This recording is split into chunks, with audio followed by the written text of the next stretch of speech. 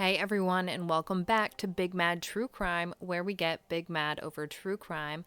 I'm your host, Heather Ashley, and today's case just frankly broke my heart. Small talk sucks, so let's just dive in.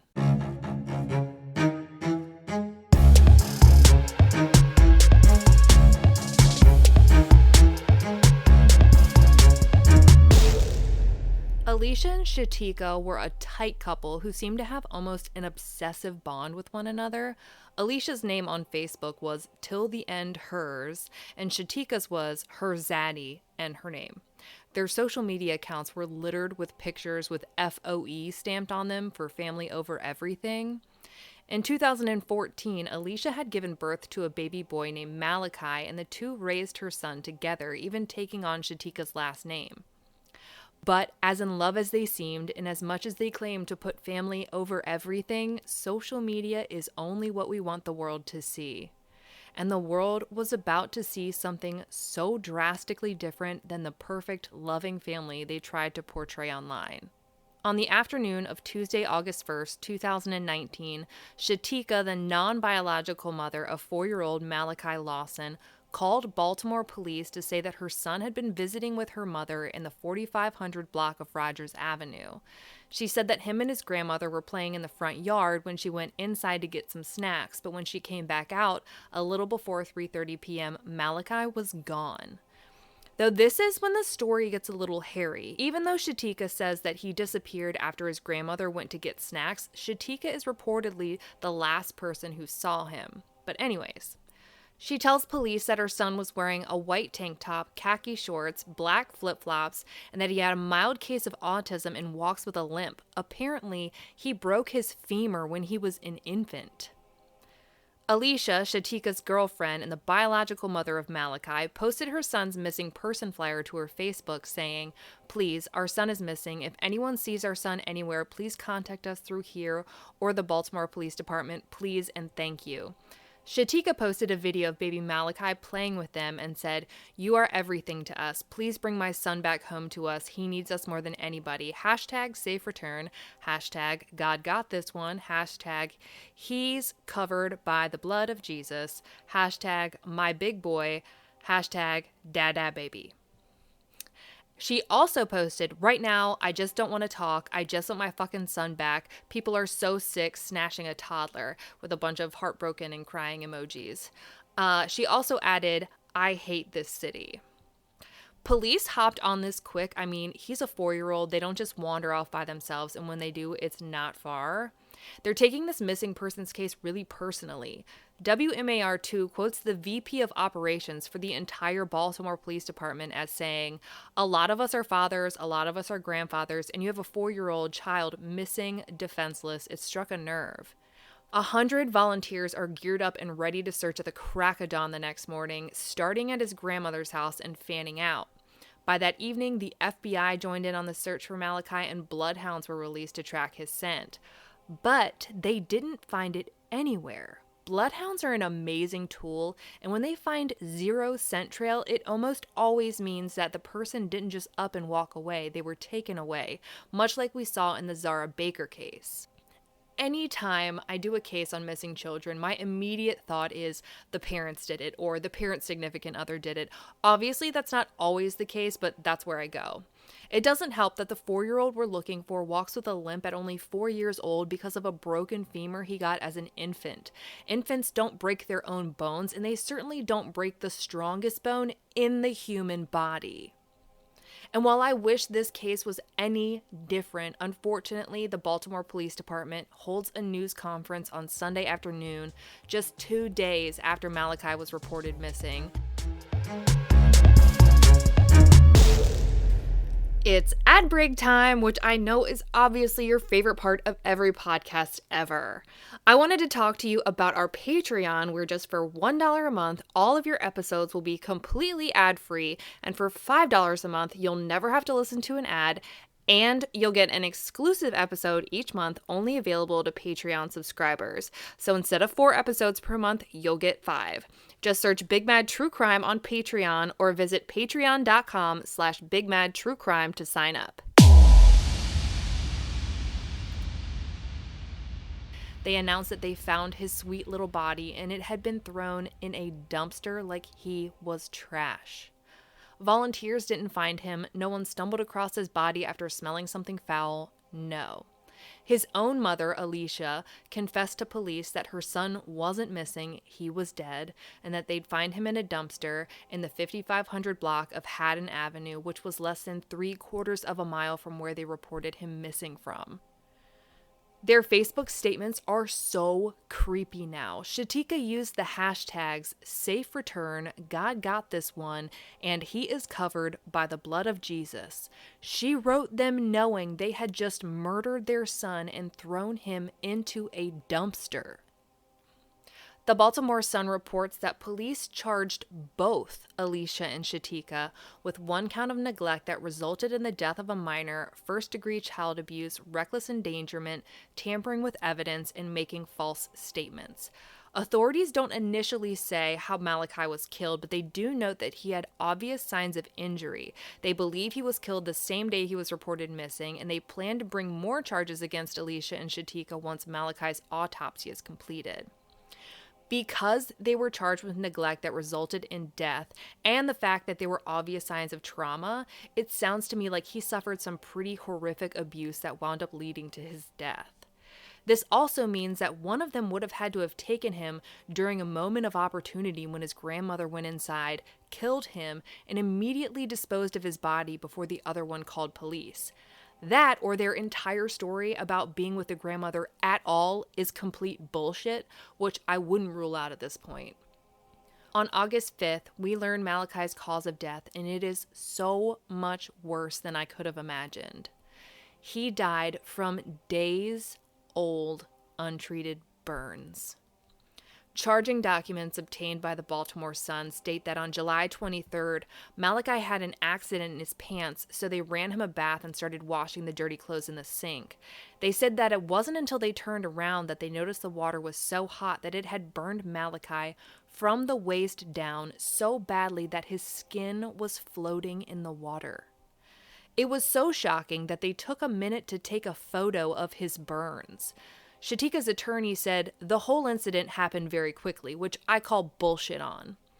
If the water is too hot, any 4-year-old is going to scream and jump out of the tub. They're not just going to sit there while their skin burns off and hope you notice when you turn around.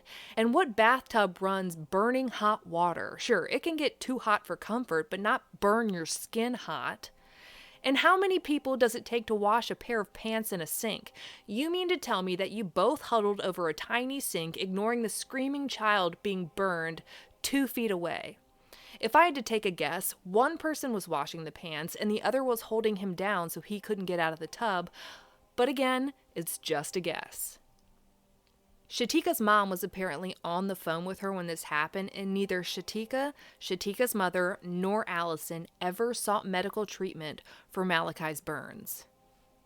Fuck, they didn't even get off the fucking phone to address the damn problem. Apparently, they were too afraid that he'd be taken away from them if they took him in. Basically, they didn't want to get in trouble for yet another suspicious injury and tried to save their own asses instead of the suffering child's. However, Shatika's attorney said that Shatika actually wanted to take Malachi to the hospital but couldn't because she wasn't his biological mother, because apparently that's how hospitals work in the land of never. The police did a search warrant of Alicia and Shatika's house, and they did a test on the hot water to see just how hot it got. Not only did it not get burning hot, the water was barely lukewarm. So where did this boiling hot water come from? Her attorney suggested that they had called the landlord to have the hot water heater turned down, and that's why. However, I've never seen any documents or witness statements that prove that that phone call was ever made. The documents from the Baltimore Sun continue and lay out the day Malachi was reported missing. It says that Alicia woke up on the morning of August 1st to find Malachi in a quote-unquote puddle of wetness. Assuming he was dead, she wrapped her son in a blanket, put him into a black trash bag, and then called a fucking Lyft driver to take her to the 5500 block of Haddon Avenue, where she put him into a dumpster. If anyone calls for a Lyft for you to drive them to a dumpster, call the police. Continuing on, Can someone tell me how in the fuck Shatika's mom comes into all this? Did they ever actually go to her house? Did she tell police that they had? Everyone seems to be rightfully focusing on the mothers of Malachi, but not the woman they claim spent the day with him before he fake disappeared. Did Shatika's mom go along with this bullshit story because she'd known all along about these burns and knew that if her daughter and her girlfriend went down, that she'd go down with them? Shatika's attorney claims that the 911 call wasn't a lie because Shatika never knew Malachi was dead, that Allison was the one who found him and disposed of him, and that she didn't know he was dead until investigators told her on Friday night. If that's true, how in the fuck did she see him playing in the yard in a tank top and khakis at 3:22 p.m. after he'd been dead and disposed of for hours? I'll wait. A friend made an attempt to gear the blame towards Alicia and not Shatika by saying that Shatika would call her and tell her about how poorly Alicia treated Malachi, and if that's true, she never stopped it and she never left. No one in a position of power ever stood up for that little boy's best interest. You can imagine that both women were held without bond and both women were additionally charged with manslaughter, and rightfully so. They can make up all the bullshit they want, but 9 days of burns so bad that your skin peeled off is excruciating. I mean, people get sedated for injuries like this. But instead, they had a miserably burned 4-year-old in immeasurable pain, likely screaming and crying hysterically for more than a week, 9 days, you guys, and not a single one of them ever called for help. I mean, they couldn't have even left the house without him. He couldn't have been wearing shorts in public, or someone else would have called fucking 911. They would have had to have actively made an effort to make sure no one came into contact with him while he had these burns. Pretending like they just happened to find him dead one morning is hard to believe. When his agonizing screams stopped, they would have known something had happened, unless they put him away, ignored his pain-filled cries, and drowned out the noise with whatever they could, and frankly, I don't know which is worse. The community holds a vigil for Malachi on Sunday, and they're devastated. When something terrible happens to a child, they almost become the community's child, and that's exactly what happened with Malachi. His former foster mother attends, and she is heartbroken. Through some Facebook creeping, I was able to find out that Alicia and Shatika's former neighbor had reported them for child abuse when Malachi was 2, which landed him in foster care. The pair did the whole reunification process and somehow managed to get him back, only to kill him slowly. The system failed this little boy. Another attendee donated a burial plot on behalf of Charm City Moose Lodge 70 to make sure that Malachi got the final resting place he deserved after a life filled with abuse, heartache, and pain. On August 13th, a public funeral is held where the community comes together to show the love for Malachi that he wasn't given by his own mothers, who couldn't attend because they were sitting in jail for what they had done to him. Malachi's family told WMAR2, the family gratefully acknowledges the many kind and beautiful expressions of love and sympathy shown during our time of bereavement. A very special thank you to all the people who donated time and resources to lay Malachi to rest. We appreciate every act of kindness. Please continue to pray for our family. The program for his funeral were these amazing little comic book type pamphlets, but were haunted by photos of Malachi and his mothers, his murderers. On January 20th of this year, Shatika and Alicia had court hearings to set their trial dates for the murder of their 4-year-old son. According to Aaron McPherson from WMAR, Shatika was somehow allowed to write, "My son walks with me forever," on the back of her prison jumpsuit. On one side of the phrase, she had a crying face, and on the other side, a broken heart. I hope that wherever he is, the last place is shadowing his heinous mothers in court. I hope he's walking or flying limp-free, eating all the chocolate, and staying up late, enjoying the life he deserved on this earth but was never given the chance to live. A status hearing was scheduled for March 31st of this year, but I've searched and I haven't seen any updates. I can only assume it was delayed due to Corona, like every other case I've been getting updates for. Both Alicia and Shatika are still awaiting trial, and the rest of us are still awaiting justice for the senseless killing of another child whom the Department of Child Protective Services failed to protect. As this case continues, I will update you as soon as I get any news. Check the highlights of any and all cases at the top of my Instagram profile at @TheHeatherAshley, where I post photos, maps, and any other new case information. Join me on Instagram tonight at 9 p.m. Eastern for Crime Talk Live, where you go live with me to discuss today's case. If you like your podcast ad-free, head over to our Patreon at patreon.com/BigMadTrueCrime, where for just $1 whole a month, your episodes are ad-free. If 4 episodes a month just aren't enough for you, for $5 a month, you get an exclusive episode available only to Patreon members on the first Monday of every month. And yes, anytime you join, you have instant access to all previous bonus episodes. I'll be bringing you a brand new case a week from today, and I cannot wait. But until then, we out.